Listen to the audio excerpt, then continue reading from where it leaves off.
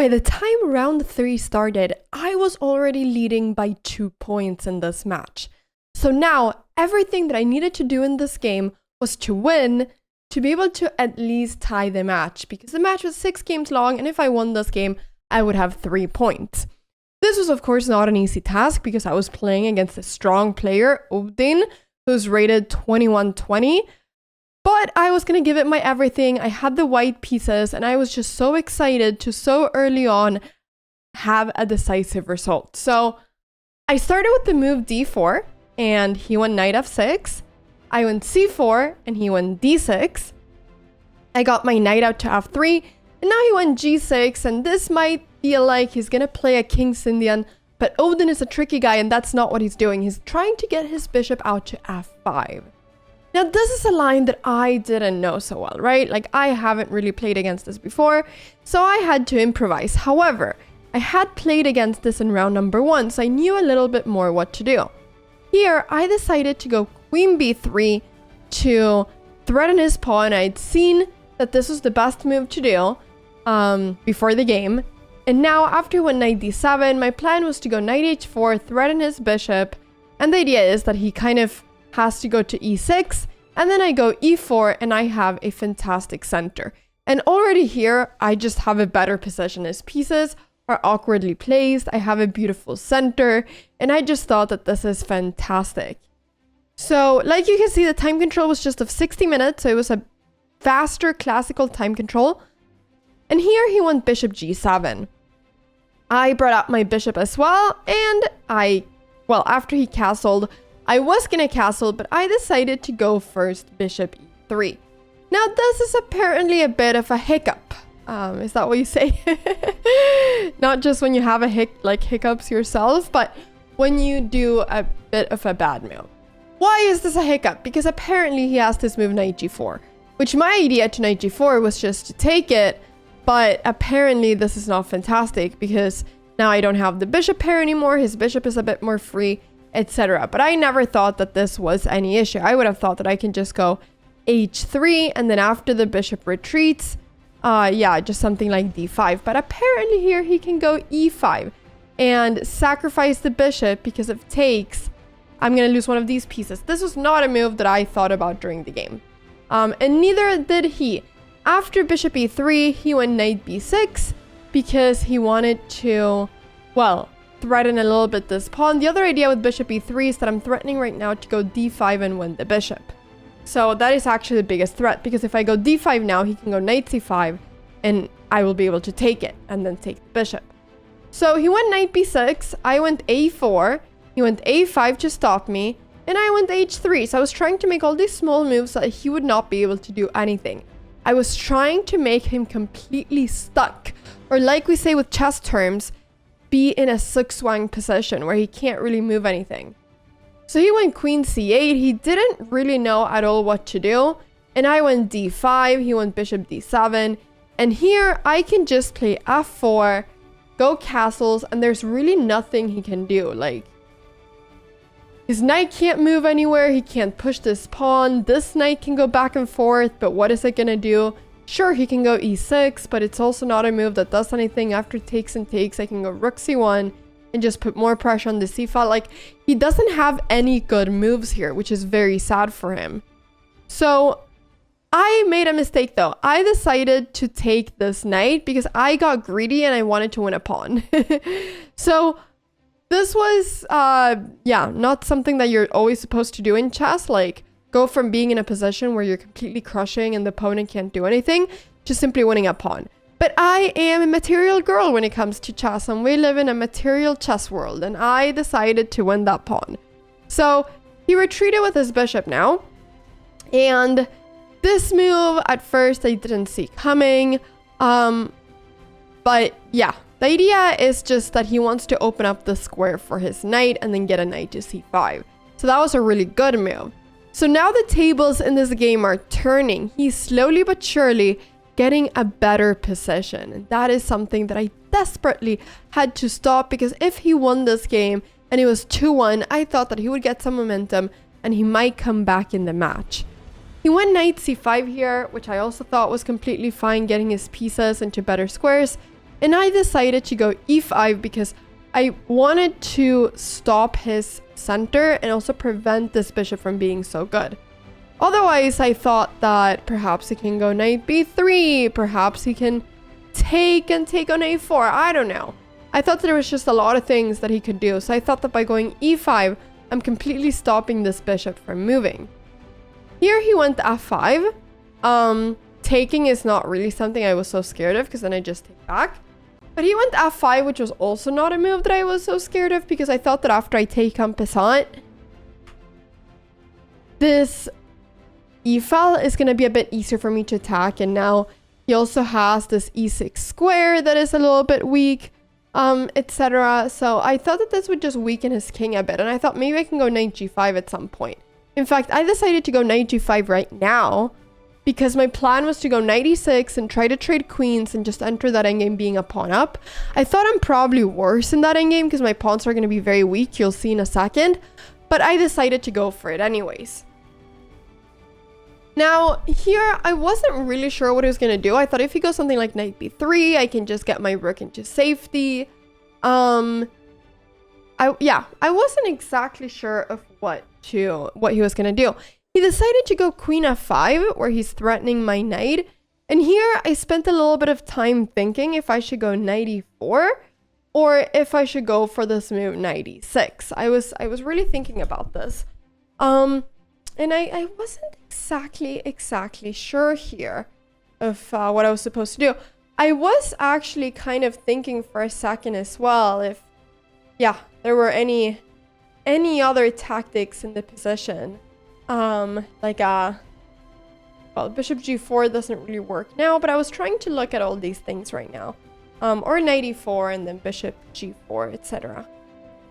But I couldn't really exactly make it work. So I opted for at the end to go for knight e6, where the point is that I felt that we have to trade knights. And after here, I thought maybe taking with the d pawn is better, because I saw this endgame where I would be with some very bad pawns. But I decided to go for it anyways. Also because Odin is a very aggressive guy, and so I wanted to have some endgame against him. I have decided to trade in queens. I don't know if it's the right choice. I think it's not. But I feel like I'm doing it because I just want to draw this game. Which I know is the way that you lose the game, but I am a pawn up and my pawns are going to be really bad. But I also know that Odin is a very attacking player, and I feel like an endgame is maybe better for me to get into, but I don't know. I don't know if this is a good endgame. My pawns are going to be very bad, so I don't know. But my time is ticking and my intuition just was to trade queen, so now I've done it. So we'll see. We'll see. I just don't like Odin with his attacking queen, you know? Okay. Let's see how it goes. The issue with this endgame is that it looks great, right? Like I am a pawn up. But the issue is that my pawns are going to get very weak. So after he goes bishop c6, in this position, I cannot really go knight d5 because, well, if I go knight d5 now, he's just going to take, and then he might take on b2, and then there's going to be check, and then everything kind of falls apart. So I can't really do that. So here I have to go castle so that I can go knight d5, so that if takes, there's not this check. But the problem is that now, while he went bishop d4, he could also have taken on c3 and just given me the worst pawns ever. But after bishop d4, I didn't see anything else but me going knight d5 and just getting myself out of this whole pin, because I have a big pin situation. And after takes and takes, this bishop is going to be way stronger than my bishop. And you can see that I'm going to have several weaknesses here. So that is basically a problem with this endgame. He's going to get a very active rook like he got here. And now if I go rook c1, then he's going to take here and then bring his rook down. So I decided that it was best to go bishop d3 to prevent his rook from coming down.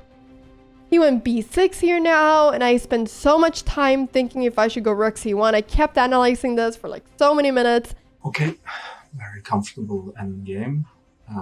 If I lose this, I'm gonna quit chess forever. I just don't need to overplay. Just play positionally and should should be good. Lucky. And then I realized that if rook c1, he can go bishop takes f2. And now I cannot take because then my rook is hanging. And so I didn't want to lose the pawn. So I decided to go rook b1 instead to not lose that pawn. But now he went rook c5 and my next pawn was just kind of hanging. And so I went bishop e4. And as you can see, like, I'm a pawn up, but his pieces are so much more active than me. And I know that Odin loves very active pieces. He went here rook c4. And I went b3, which was an important move. And now he kind of trapped his rook, which made me happy. This rook did not have anywhere to go. And I thought after bishop d3, how is he even going to play b5 to get this rook out? Like, I didn't know how this rook was going to escape. He played bishop c5 now. And I went bishop c4, fully trapping this rook. He went rook f4, which at first I didn't really understand what the idea was. I just thought, okay, I'll go g3 and no problem. I thought that his idea was to go bishop takes f2, and then if rook takes f2, to go for rook takes c4. But even this, I thought that after king g2, I'm threatening the bishop and the rook, I'm winning a piece. However, Odin had other creative plans in mind. He decided to take my bishop on c4 and sacrifice the rook, or the exchange. So here, I took back, and he took the pawn on c4. This was a bit of a mistake from him. He should have taken the pawn on a4, because then... I'm gonna sneeze. This is the first time someone sneezes in a chess voiceover, maybe. Because now he's gonna get this strong a pawn. I would maybe have defended this pawn, but he can just go rook a2. And now, what am I gonna do? Am I gonna go back? He's gonna start pushing with this a pawn. This would definitely have given him some more chances.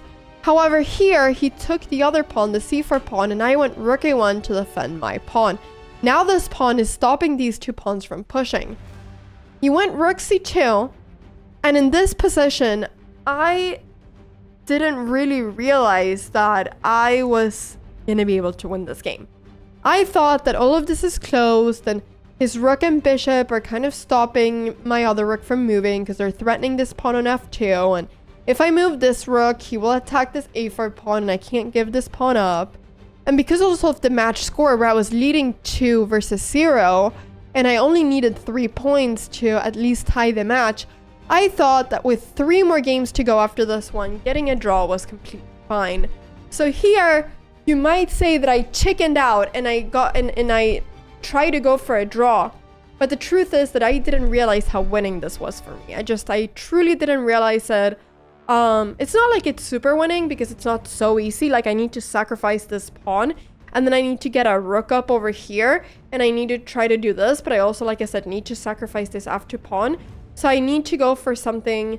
I need to basically get my king to h1 and just sacrifice this pawn and then go for this. So it wasn't super easy, but I also just didn't see it in the game. So here, I went rook c1, and we repeated, and in this position, we got a draw. So it ended up being a draw. To be fair, I was worse for a big chunk of the game in this endgame. I was definitely just feeling like I wanted to survive, and then he ended up sacrificing the exchange, and I ended up even having chances of winning, which, like I said, I didn't really see at the end. But this was game number 3, and after this round, I had 2.5 points versus 0.5, and everything I needed was one more win to win the match and, win $6,000 out of the $10,000 prize pool that we had. So this was a huge match, and I was very excited. There was lots of rating on the line as well, but up until this point, I was already winning like 30 points of rating. I was already doing fantastic. So I hope that you've enjoyed this game, the games of these matches so far, and have a wonderful, awesome, beautiful, incredible day.